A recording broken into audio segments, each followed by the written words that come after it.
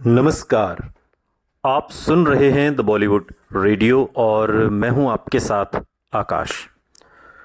दोस्तों, आज के इस पॉडकास्ट में किस्सा राजेश खन्ना के उस दौर का है जब उनकी फिल्मों ने चलना बंद कर दिया था। यानी कि जो जलवा साल 1969 से 72-73 तक राजेश खन्ना का बना रहा था, अब उसमें वो गर्मी नहीं थी, अब उसमें वो बात नहीं थी। हालांकि इंडस्ट्री में अधिकांश अभिनेता और निर्माता वही थे जो उससे पहले वाले दशक में थे। फिर भी 80 के दशक की फिल्मों में बहुत बदलाव आ गया था। राजेश खन्ना के लिए यह दशक बिल्कुल व्यस्त होने के अलावा और भी कुछ होने वाला था। उन्होंने अमरदीप के रूप में 70 के दशक को संतोषजनक ढंग से विदा किया था, लेकिन उनकी सफलताएं किसी के लिए चुनौती नहीं थीं। एक ताज जीतने वाले का मुकाबला करने वाले अमिताभ बच्चन ने 1975 और 1979 के बीच काफी जमीन तय कर ली थी और वन मैन इंडस्ट्री बनने की राह पर थे। उसी दौरान कल्पना से बाहर राजेश खन्ना तकलीफ देने वाली हद तक सबसे ज्यादा मेहनताना पाने वाले अभिनेता के रूप में अमिताभ बच्चन के बेहद करीब आ गए थे। लेकिन अब उनका बेहतरीन से बेहतरीन भी कोई मायने नहीं रखता था। फिल्में चल नहीं रही थी और वो अनाप शनाप कोई भी फिल्म साइन कर लेते थे। राजेश खन्ना ने 80 के दशक की शुरुआत उनके लिए एक नामुमकिन सी लगने वाली फिल्म के साथ की। हॉरर, डर पैदा करने वाली हॉरर फिल्मों ने कभी भी हिंदी सिनेमा के बड़े सितारों को लुभाया नहीं था और चंद ही अभिनेताओं का किला थी 50 और 60 के दशक वाली एक्शन फिल्मों की तरह। 20 साल बाद जो साल 1962 में आई थी, या फिर वो कौन थी 1964, या फिर गुमनाम 1965, इन फिल्मों की कामयाबी भी बड़े सितारों को हॉरर फिल्में करने के लिए खींच नहीं पाई।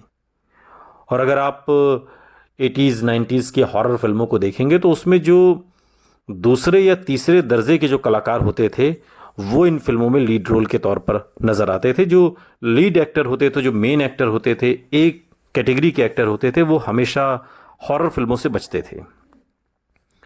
ये उस दौर का अपना चलन था। और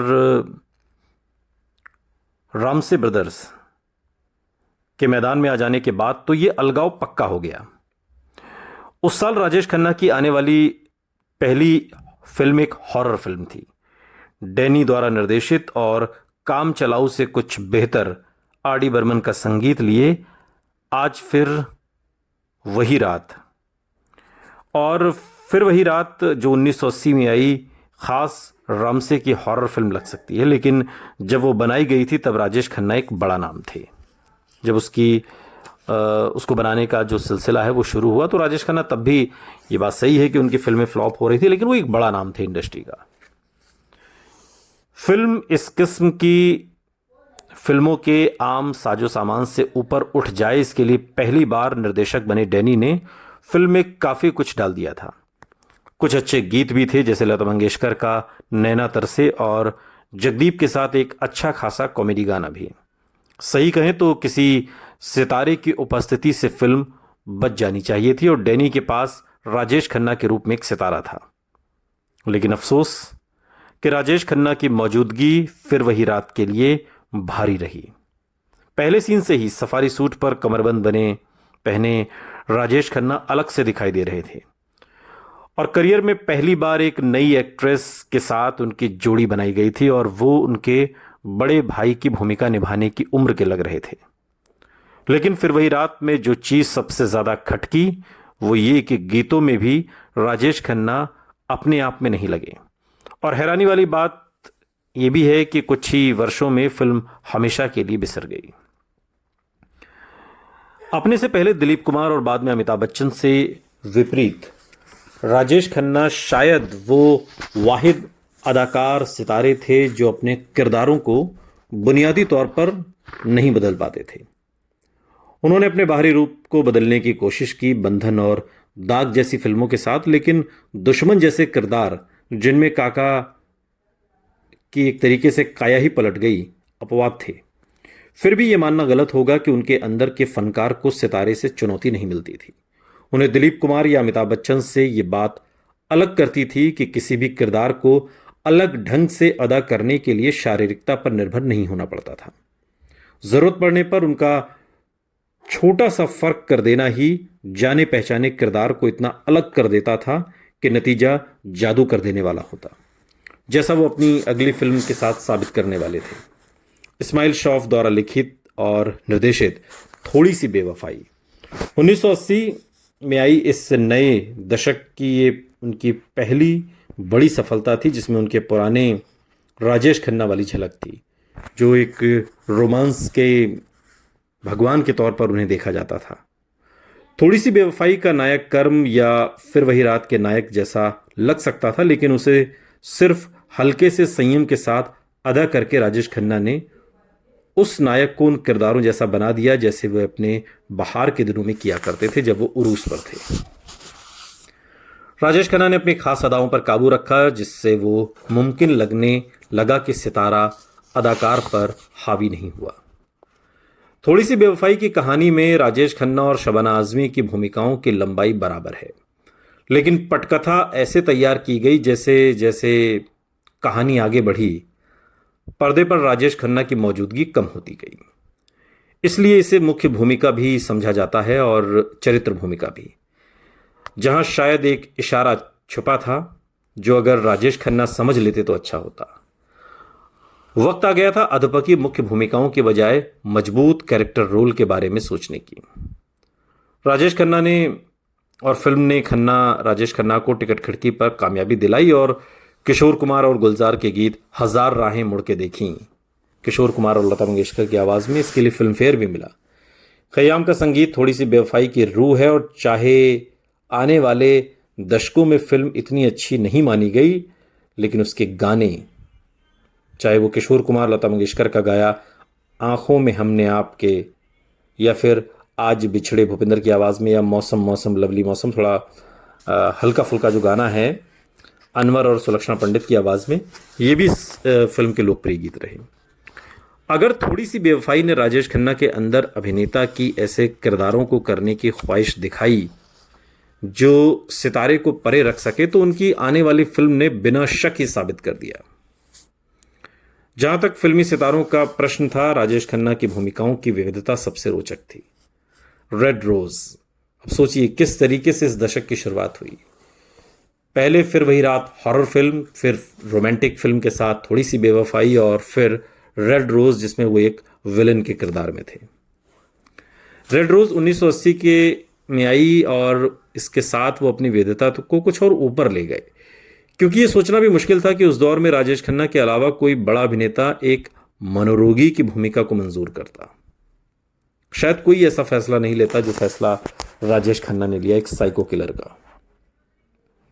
उनके इस भूमिकाओं को करने के फैसले को दो तरह से देखा जा सकता है। एक तरफ हो सकता है कि राजेश खन्ना अपने दिलचस्प किरदारों को और भी दिलचस्प बनाना चाहते हों। दूसरी तरफ हो सकता है कि उन्होंने एक नाकामयाबी का डर ही खो दिया हो। करियर के जिस मुकाम पर वो पहुंच चुके थे, वहां उनके लिए किसी भी चुनौती को मंजूर करना आसान था, जबकि अमिताभ बच्चन जैसे अभिनेता किसी भी हालत में रेड रोज जैसी फिल्म के बारे में नहीं सोचते। और सच तो यह है कि 70 के दशक की शुरुआत में राजेश खन्ना भी उससे परहेज करते थे, लेकिन बाद में न जाने क्या हो गया।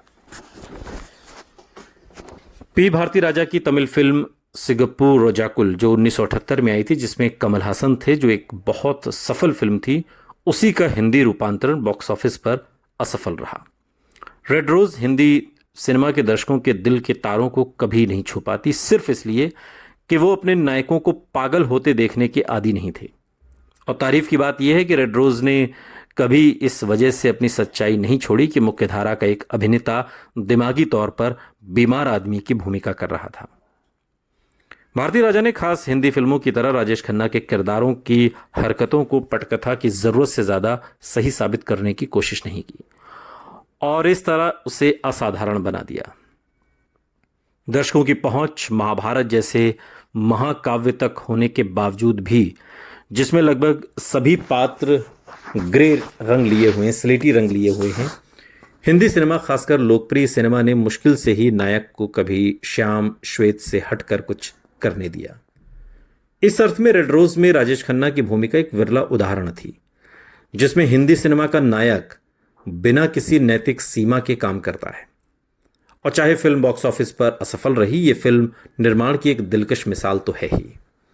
भारतीय राजा के निर्देशन संपादन के कारण रेड रोज एक जापानी पिंक फिल्म के भारतीय रूपांतर जैसी लगती है। सिनेमाघरों में लगी एक सॉफ्ट कोर पोर्नोग्राफी फिल्म।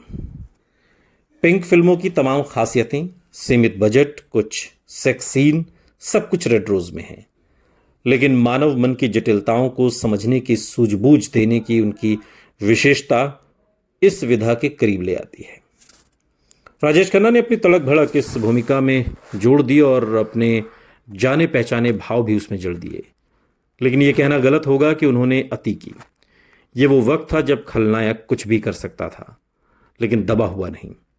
लेकिन राजेश खन्ना ने अपनी स्टार वाली अदाओं को इतना दबा दिया जिससे लगे जैसे वो शून्य में अटक गए हों।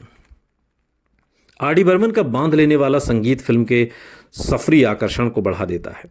रेड रोज की तरफ एक नजरिया यह हो सकता है कि वो अपने वक्त से बहुत आगे की फिल्म थी, और ये बात है कि बाद में उसका एक जापानी रूपांतरण बना, जैसा कि कुछ वेबसाइट्स में जिक्र है, फिल्म के पिंक फिल्म्स के नजदीक होने का सबूत है।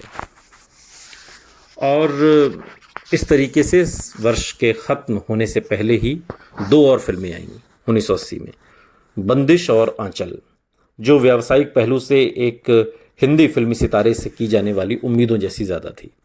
बंदिश में उनके साथ हेमा मालिनी थी और इन दोनों के निर्माता डी रामानायडू की दूसरी फिल्म थी। प्रेम नगर के बाद एक 38 साल के आदमी का मेडिकल कॉलेज के छात्र की भूमिका अदा करने की कल्पना करना भी मुश्किल था, और राजेश खन्ना की मुश्किल कई गुना बढ़ गई इस सच के कारण कि उन्होंने अपने बदन के रखरखाव पर ध्यान नहीं दिया और न ही उसकी आम तंदुरुस्ती पर। फिल्म में राजेश खन्ना और हेमा मालिनी कॉलेज के छात्र थे और डैनी उनके क्रोधी सहपाठी। बंदिश की तरह ही आंचल भी बेहद नाटकीयता से भरी रही। फिल्म पूरी तरह गांव की पृष्ठभूमि पर बनी है और एक बार फिर राजेश खन्ना को गैर शहरी किरदार निभाने का मौका देती है।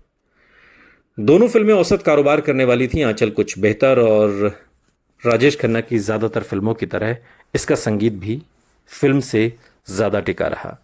यानी कि 1980 में राजेश खन्ना की जो भी फिल्में आई उसका संगीत तो लाजवाब था, लेकिन कई फिल्में ऐसी थीं जो ये सोचने पर मजबूर करती हैं कि राजेश खन्ना ने आखिर इन्हें साइन क्यों किया। चाहे वो हॉरर फिल्म फिर वही रात हो या फिर साइको किलर रेड रोज। सुनते रहिए द बॉलीवुड रेडियो, सुनता है सारा इंडिया।